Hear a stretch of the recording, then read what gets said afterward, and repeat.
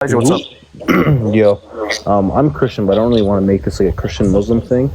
Yeah, In just go terms ahead, of bro. someone who's like we can say anyone, agnostic, atheist. So based on if you look at just when the descriptions of Jesus were, I think we can both agree on that one came after the other, right? We Mhm. know Muhammad lived 500 years after versus the accounts of the gospel accounts.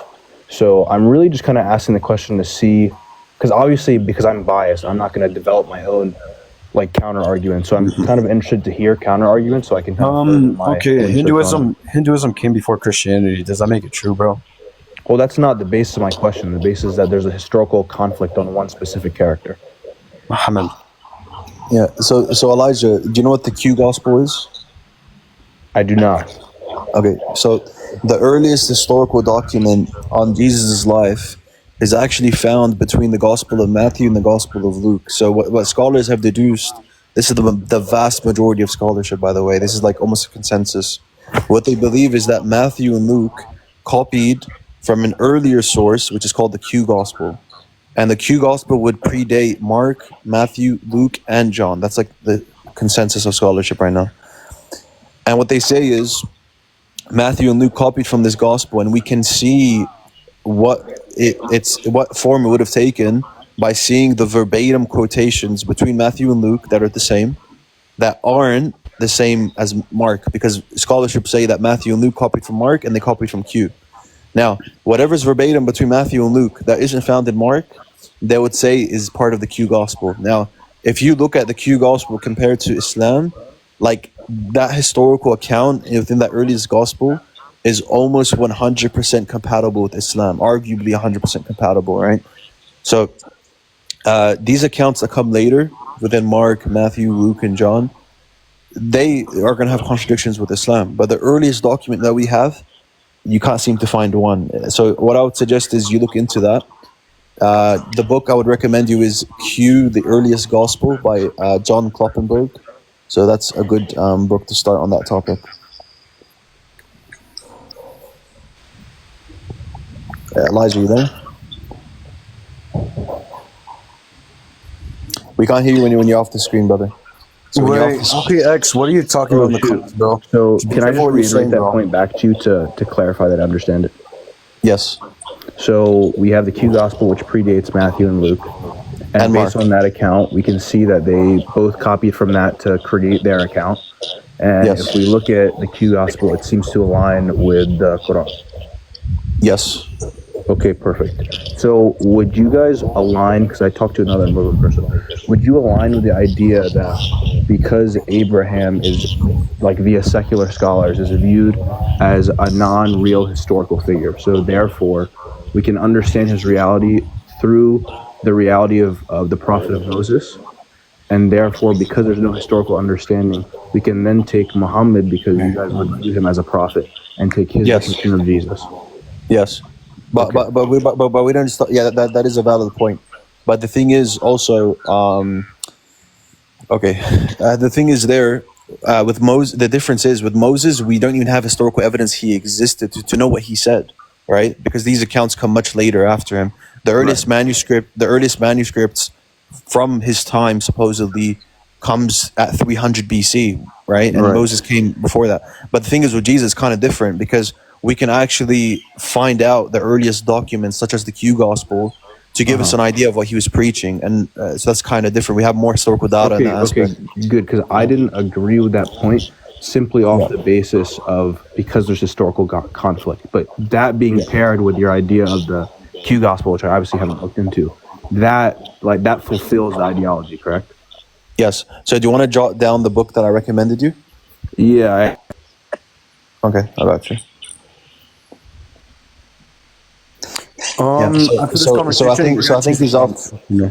So I think he's off the screen to take it down. So it's the Q, the Earliest Gospel, by John Kloppenberg. Okay, so Q is just the letter Q, the Earliest Gospel, by John, and then Kloppenberg is going to be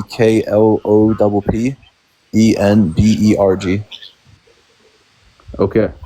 Sick. Thanks. I don't really want to debate it. I kind of just want to hear counter arguments to deepen my understanding of it, and then No, maybe no, I'll pop back in you're next good, time. bro.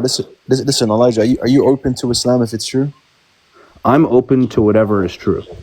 Beautiful. And I think That's you guys would agree with me in the idea of, in order to strengthen your own truth, it's good to understand why you believe the others are false, and 100%. how history reinforces your own belief. 100%. 100%. Okay. So what I've done, brother, is I've looked into Christianity, Islam, and so on, and I used to actually be a different denomination of Islam that I looked into, and then I became like another denomination, right? So I've self-examined the same way that like you're looking to do right now, and I just want to share with you one point where even in the Gospels you have, even though I believe there's like corruptions in there, there's still enough in there to prove that Islam, despite coming 600 years later, it gives you a better Christology, that matches with the Gospels than Christianity itself. So, as a Christian, you believe in the Trinity, right? I do, but that's a pretty. We're getting into like complex waters here, but yeah. Oh no, brother. I'm not asking for you to explain the Trinity or anything like that. I'm just a basic scriptural verse. The Trinity, of course. Yeah, I would believe in the Trinity. Yeah. Okay, beautiful. So I don't even want to go into how do you explain it and so on. What I'm more interested in when I speak to laymen, right? I don't like getting into the esoteric combos. What I like to get into is just basic scriptures that are clear, that prove that I don't believe Jesus taught the Trinity. So something as simple as Jesus not knowing the hour. I'm sure you're familiar with that passage, right? Yeah, I heard what you said. How other Christians respond to that, which is pretty interesting. Right. So you as a Christian, how would you reconcile that?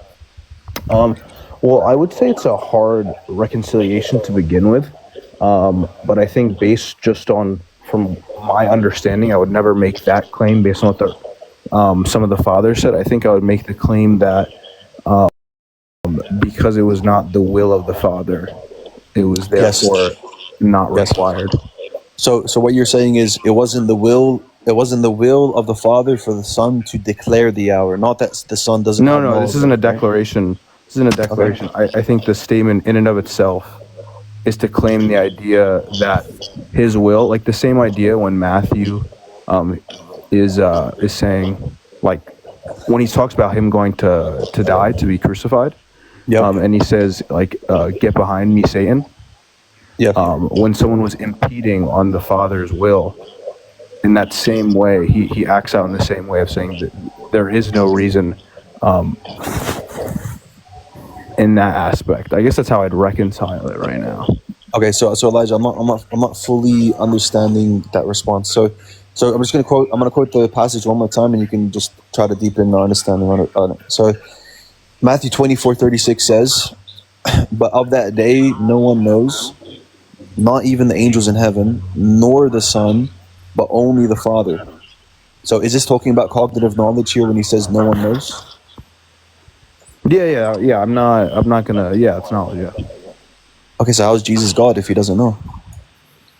Well, yeah. I mean, I figure that's where. So I haven't looked into it, but based on what I know, it's simply because it wasn't of the Father's will. But then I guess the argument to that would be then there's it wasn't the Father's entities. will for Jesus to be God. Yeah. Then you'd say they're separate entities. Right.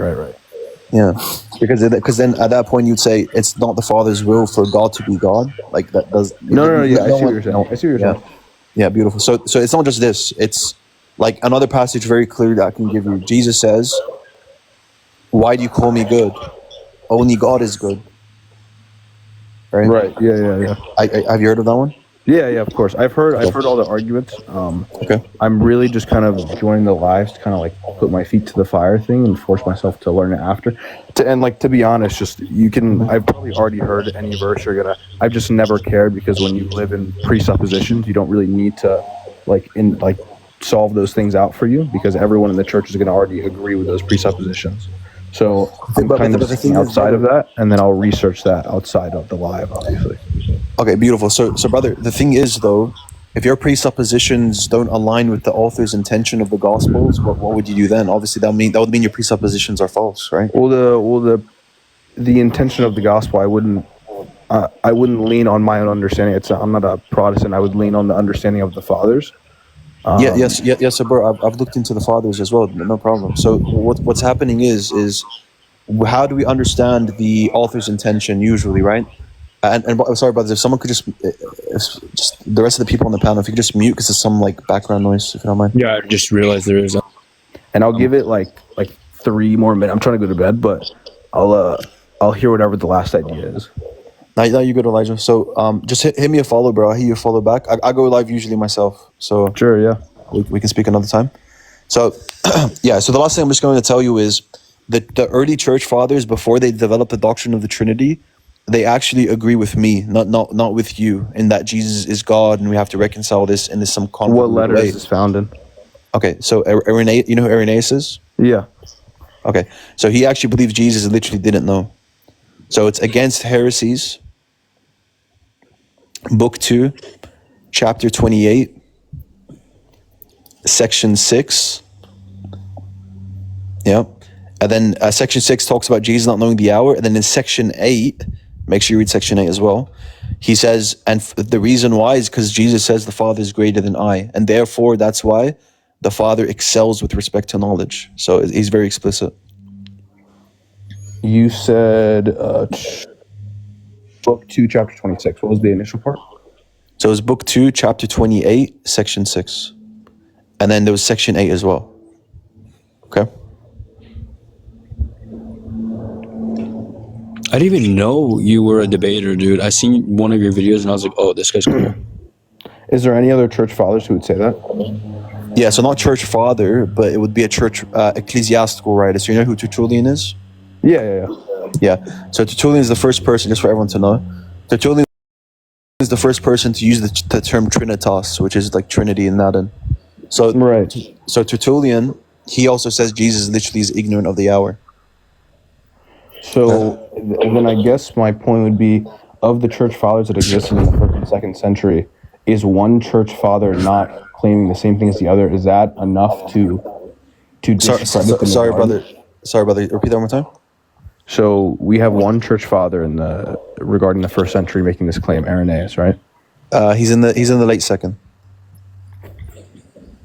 Yep. Yeah, right. Late 2nd. So we have him making that claim, and we have other church fathers who would disagree with that claim. So how does one reconcile the difference between the fathers?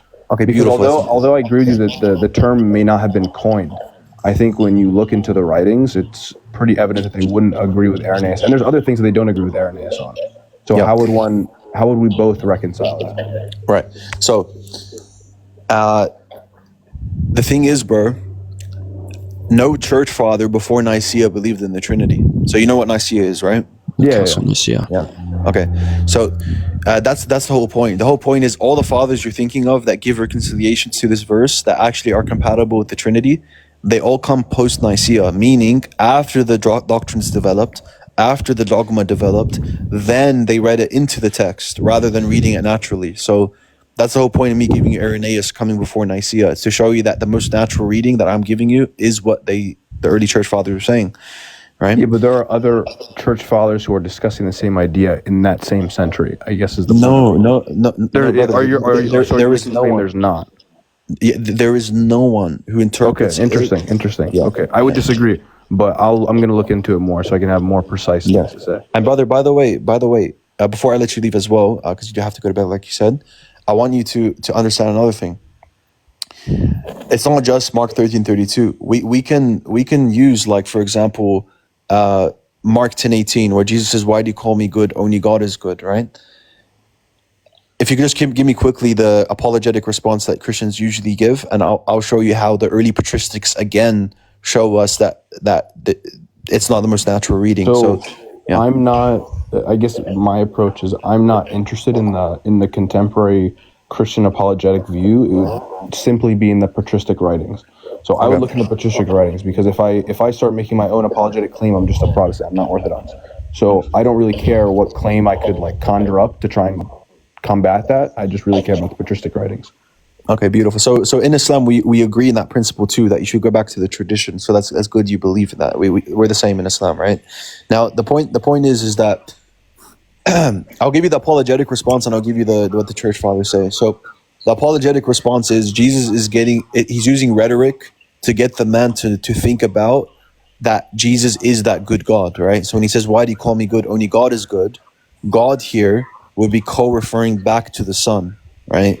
In some convoluted way where he's using rhetoric saying... mental gymnastics, Yeah, basically, yeah. I agree with that. It's mental gymnastics. Now, the early patristics, they cited this verse, why do you call me good? Only God is good. They actually cite this as, why do you call me good? Only my Father in heaven is good. Okay, so that apologetic response doesn't work anymore, because you can't say Jesus is co-referring back with that term God here back to himself, because he's clearly saying Father. So Irenaeus, Justin Martyr, Hippolytus, Origen, Tertullian, all these guys, they cite it. They either do two things. Clement of Rome as well. They either do two things. They either interpret it as Father, or they quote it, the actual passage, as Father. So that's how it was before Nicaea. And no one ever clarified it by saying, listen, Jesus is also that good God. None of them clarify that way. Okay. And now I'll give you the church response that came post Nicaea. The way that they respond to it is they say this.